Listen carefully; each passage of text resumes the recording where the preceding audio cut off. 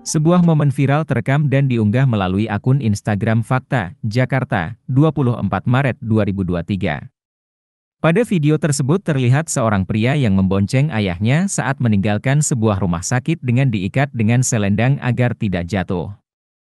Dalam unggahan dituliskan keterangan, seorang pria membonceng ayahnya di lokasi parkir rumah sakit. Waktu kecil sang anak yang dibonceng di depan diikat pakai selendang, tapi ayahnya yang nyetir.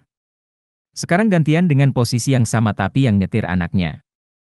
Video dengan backsound lagu milik Ada band Feat Gita Gutawa dengan judul, Yang Terbaik Bagimu, tersebut membuat momen tersebut semakin terasa haru. Beberapa warganet memberikan komentarnya karena teringat saat mengantar orang tua yang sedang sakit atau teringat dengan ayahnya yang telah tiada. Momen bersama kedua orang tua merupakan sesuatu hal yang sangat berharga jika mereka telah berada di usia senja.